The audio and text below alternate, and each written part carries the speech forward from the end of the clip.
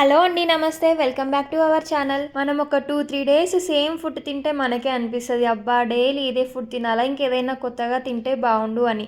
మరి అప్పుడే తినడం స్టార్ట్ చేసిన పిల్లలు కూడా కొత్తగా ఏదో టేస్ట్‌ని అయితే కోరుకుంటారు కదా! సో, ఈ వీడియోలో మనం చిన్న పిల్లల కోసం 1 వీక్‌కి సరిపడా లంచ్ రెసిపీస్‌ని ప్రిపేర్ చేసేద్దాం. ఫస్ట్ ఒక బౌల్‌లో half glass rice, half glass పెసరపప్పు వేసుకొని వాటర్ యాడ్ చేసుకొని 2, 3 సార్లు మంచిగా కడిగేసుకోవాలి. నెక్స్ట్ ఇందులో ఫ్రెష్‌గా 3-4 గ్లాస్ వాటర్ యాడ్ చేసి ఒక 20 నిమిషాల పాటు నానబెట్టుకోవాలి. 20 మినిట్స్ తర్వాత మీడియం ఫ్లేమ్‌లో పెట్టుకొని రైస్‌ని ఉడికించుకోవాలి. రైస్ ఇలా మనకు 50% ఉడికిన తర్వాత 1 స్పూన్ నెయ్యిని వేసి కలిపేయాలి. మనం ఇలా రైస్ మధ్యలో నెయ్యిని యాడ్ చేస్తే టేస్ట్ చాలా బాగుంటుంది. అలాగే పిల్లలు కూడా తినడానికి ఇష్టపడుతూ ఉంటారు. రైస్ మనకి ఇంత కన్సిస్టెన్సీగా ఉడికిన తర్వాత స్టవ్ ఆఫ్ చేసేసుకొని ఒక బౌల్లోకి సర్వ్ చేసుకోవాలి. ఇప్పుడు ఈ రైస్ని ఎగ్ బీటర్ లేదా స్మాషర్తో మంచిగా స్మాష్ చేసుకొని కాస్త గోరువెచ్చగా ఉన్నప్పుడే పిల్లలకి తినిపించేయండి.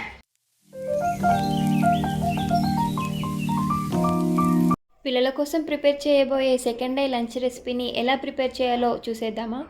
ఈ రెసిపీని ప్రిపేర్ చేయడానికి ఫస్ట్ ఒక బౌల్లో హాఫ్ గ్లాస్ రైస్ తీసుకొని వాటర్ యాడ్ చేసి ఒక 2-3 టైమ్స్ మంచిగా కడిగేసుకోవాలి. తర్వాత ఇందులోకి గ్రేట్ చేసి పెట్టుకున్న క్యారెట్ని వేసుకొని 3 గ్లాసెస్ వరకు వాటర్ యాడ్ చేసుకొని ఒక 20 నిమిషాల పాటు నానబెట్టాలి. 20 మినిట్స్ నానబెట్టుకున్న తర్వాత ఈ రైస్ని మీడియం ఫ్లేమ్లో పెట్టుకుని ఉడికించుకోవాలి. రైస్ మనకు అడగంటకుండా మధ్య మధ్యలో కలుపుతూ ఉడికించుకోవాలి. రైస్ 50% వరకు ఉడికిన తర్వాత ఇందులో 1 స్పూన్ నెయ్యిని వేసి కలిపేసుకోవాలి. ఇలా నెయ్యిని వేశాక అడుగంటకుండా కలుపుతూనే ఉడికించుకోవాలి. మనకు కన్సిస్టెన్సీ అనేది కొంచెం థిక్‌గా అవ్వాలి. వీడియోలో చూపిస్తున్నట్టుగా రైస్ మనకు ఇంత కన్సిస్టెన్సీగా వచ్చాక స్టవ్ ఆఫ్ చేసేసుకొని ఇప్పుడు ఈ రైస్ని ఒక బౌల్లోకి సర్వ్ చేసుకొని ఎగ్ బీటర్ లేదా నార్మల్ స్మాషర్తో బాగా బీట్ చేసేసుకోవాలి. ఈ రైస్ని పిల్లలకి పూర్తిగా చల్లారిన తర్వాత కాకుండా కాస్త గోరువెచ్చగా ఉన్నప్పుడే తినిపించాలి. అప్పుడే పిల్లలు చాలా ఇష్టంగా తింటారు. పిల్లలు ఎంతో ఇష్టంగా తినే బీట్రూట్ రైస్ని చాలా టేస్టీగా ఎలా ప్రిపేర్ చేయాలి అనేది ఇప్పుడు చూసేద్దాం. సో మనం ఇప్పుడు ఈ రైస్ని ప్రిపేర్ చేయడానికి ఫస్ట్ ఒక బౌల్లో హాఫ్ గ్లాస్ రైస్ వేసుకొని వాటర్ యాడ్ చేసుకొని 2-3 సార్లు మంచిగా కడిగేసుకొని ఇప్పుడు ఇందులోకి ఒక హాఫ్ బీట్రూట్ తీసుకుని పీల్ తీసేసి వాష్ చేసుకోవాలి. వాష్ చేసుకున్న బీట్రూట్ని చిన్నగా సన్నగా తురుముకొని రైస్లో వేసుకొని ఇప్పుడు ఇందులోకి కాస్త జీలకర్రని వేసుకోవాలి. జీలకర్ర వేసుకోవడం వలన పిల్లలకి చాలా ఈజీగా డైజెస్ట్ అవుతుంది. ఇందులోకి ఇప్పుడు 3-4 గ్లాసెస్ వాటర్ని యాడ్ చేసుకొని ఒక 30 మినిట్స్ వరకు నానబెట్టుకోవాలి. ఇప్పుడు ఈ రైస్ని హై ఫ్లేమ్లో కాకుండా మీడియం ఫ్లేమ్లో పెట్టుకుని ఉడికించుకోవాలి. ఇలా 30 మినిట్స్ వరకు నానబెట్టి మనం రైస్ ప్రిపేర్ చేసి పిల్లలకి తినడానికి చాలా బాగుంటుంది. రైస్ మనకి 50% ఉడికిన తర్వాత ఇప్పుడు ఇందులోకి 1 స్పూన్ నెయ్యిని వేసి కలిపేసుకోండి. నెయ్యిని వేశాక రైస్ని అడుగంటకుండా ఉడికించుకోవాలి. మనకు కన్సిస్టెన్సీ అనేది ఇంత థిక్‌గా వచ్చాక స్టవ్ ఆఫ్ చేసేసుకొని ఒక బౌల్లోకి సర్వ్ చేసుకొని ఈ రైస్ని అంతా మంచిగా స్మాష్ చేసేసుకొని వేడివేడిగా కాకుండా కాస్త గోరువెచ్చగా ఉన్నప్పుడు పిల్లలకి తినిపించండి.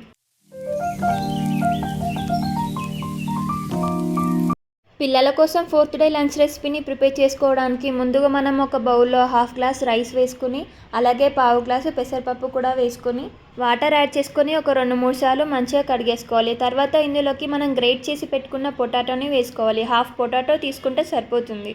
నెక్స్ట్ ఇందులోకి 3 గ్లాసెస్ వాటర్ యాడ్ చేసుకొని పిల్లలకి ఈజీ డైజెషన్ కోసం కాస్త జీలకర్ర వేసుకొని ఒక 20 నిమిషాల పాటు నానబెట్టుకోవాలి. నెక్స్ట్ ఇక ఈ రైస్ని మీడియం ఫ్లేమ్లో పెట్టి ఉడికించుకోవాలి. రైస్ ఉడుకుతున్నప్పుడు మధ్యలో ఒక స్పూన్ నెయ్యిని కూడా వేసి కలుపుకోవాలి. పిల్లలకి మనం డైలీ ఇలా కొత్తగా రెసిపీస్ని ప్రిపేర్ చేసి పెడుతుంటే వాళ్ళు కూడా తినడానికి ఇష్టపడుతూ ఉంటారు. చూడండి, మనకు రైస్ అనేది వీడియోలో చూపిస్తున్నట్టుగా ఇంత కన్సిస్టెన్సీగా ఉడకాలి. రైస్ ఇలా ఉడికిన తర్వాత ఒక బౌల్లోకి సర్వ్ చేసుకొని మంచిగా స్మాష్ చేసుకొని పిల్లలకి కాస్త వెచ్చగా ఉన్నప్పుడే తినిపించండి. పూర్తిగా చల్లారిన తర్వాత తినిపిస్తే పిల్లలకి టేస్ట్ రాదు. మనం ప్రిపేర్ చేయబోయే ఈ 5th డే లంచ్ రెసిపీ పిల్లలకి చాలా బలాన్ని ఇస్తుంది. అలాగే మనకు ప్రిపేర్ చేయడం కూడా చాలా ఈజీ. ఫస్ట్ ఒక బౌల్లో 2 స్పూన్స్ రైసు, 2 స్పూన్స్ పెసరపప్పు వేసుకొని వాటర్ యాడ్ చేసి 2-3 సార్లు కడుక్కోవాలి. ఇప్పుడు ఇందులోకి మళ్ళీ ఫ్రెష్గా వాటర్ యాడ్ చేసుకొని ఒక 15 నిమిషాల పాటు నానబెట్టుకోవాలి. నెక్స్ట్ 8-10 వరకు పాలకూర ఆకులను తీసుకొని కడిగేసి చిన్న చిన్న ముక్కలుగా కట్ చేసి పెట్టుకోవాలి. ఇప్పుడు స్టవ్ ఆన్ చేసుకొని చిన్న ప్రెషర్ కుక్కర్లో 1 స్పూన్ నెయ్యిని వేసి వేడి చేసుకోవాలి. నెయ్యి వేడెక్కిన తర్వాత కాస్త జీలకర్ర వేసుకొని మనం కట్ చేసి పెట్టుకున్న పాలకూర ఆకులను వేసుకొని కాస్త ఫ్రై చేసుకోవాలి. ఇప్పుడు ఇందులోకి ముందుగా నానబెట్టి పెట్టుకున్న రైస్ని వేసుకొని 1 నిమిషం పాటు ఫ్రై చేసుకొని ఇందులో 2 కప్పుల నీళ్లను వేసి కలుపుకోవాలి. ఇప్పుడు ఫ్లేమ్ని మీడియం ఫ్లేమ్లో ఉంచుకొని 5-6 విజిల్స్ వచ్చే వరకు ఉడికించుకోవాలి. పాలకూరలో ఐరన్ కంటెంట్ ఎక్కువ ఉంటుంది కాబట్టి పిల్లలకి పాలకూరని ఇవ్వడం వలన వాళ్ళకి ఎంతో కొంత ఐరన్ అయితే అందించిన వాళ్ళం అవుతాం. 5-6 విజిల్స్ వచ్చాక ఇప్పుడు ఈ రైస్ని మొత్తాన్ని కూడా మంచిగా స్మాష్ చేసేసుకొని బౌల్లోకి సర్వ్ చేసుకొని పిల్లలకి తినిపించేయాలి. మన నెక్స్ట్ రెసిపీ వచ్చేసి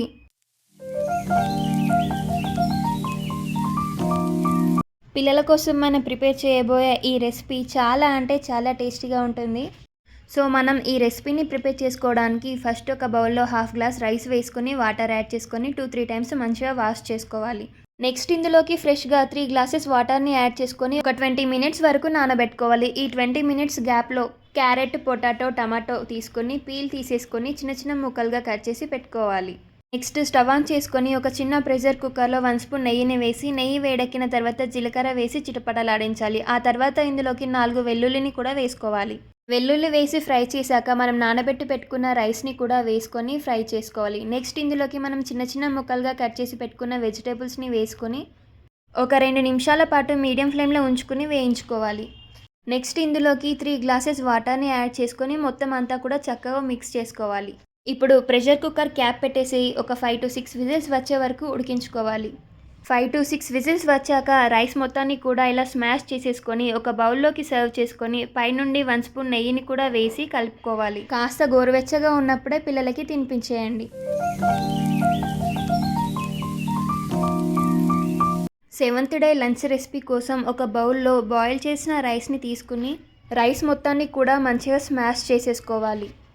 ఇలా స్మాష్ చేసేసుకున్న తర్వాత ఇప్పుడు ఇందులోకి మనం ఇంట్లో ప్రిపేర్ చేసిన పెరుగుని ఇప్పుడు ఈ రైస్లో యాడ్ చేసుకోవాలి. ఒకవేళ కర్డ్ ఇంట్లో ప్రిపేర్ చేసింది లేకపోతే మనం బయట నుండి కూడా తీసుకొని వచ్చి పెట్టొచ్చు. కానీ మోస్ట్గా చిన్నపిల్లలకి కర్డ్ రైస్ అన్నప్పుడు ఇంట్లో ప్రిపేర్ చేసిన కర్డ్ని యూజ్ చేయడం బెటర్. రైస్లో కర్డ్ని యాడ్ చేసుకున్నాక కర్డ్ మొత్తం రైస్లో మిక్స్ అయ్యేలాగా మంచిగా కలిపేసుకోవాలి. నెక్స్ట్ ఒక ఫ్రై పాన్ తీసుకుని అందులో కొద్దిగా నెయ్యి వేసి నెయ్యి వేడెక్కిన తర్వాత జీలకర్ర, ఆవాలు వేసి చిటపటలాడించుకుని అలాగే కొద్దిగా కరివేపాకు కూడా వేసుకోవాలి. ఇప్పుడు ఈ పోపు మొత్తాన్ని కూడా మనం ప్రిపేర్ చేసి పెట్టుకున్న కర్డ్ రైస్లో వేసుకొని మొత్తం అంతా చక్కగా కలిపేసుకోవాలి. ఇలా వీక్లీ వన్స్ అయినా పిల్లలకి కర్డ్ రైస్ ఇవ్వడం వలన వాళ్ళకి డైజెషన్ ప్రాబ్లం అనేది రాకుండా మోషన్ కూడా చాలా ఈజీగా పాస్ అవుతుంది. మీరు కనుక మన ఛానల్ని ఫస్ట్ టైం చూస్తున్నట్టు అయితే ఈ వీడియోకి ఒక లైక్ కొట్టండి. అలాగే రెసిపీస్ ఎలా ఉన్నాయో కామెంట్ కూడా చేయండి. వీడియో నచ్చితే సబ్స్క్రైబ్.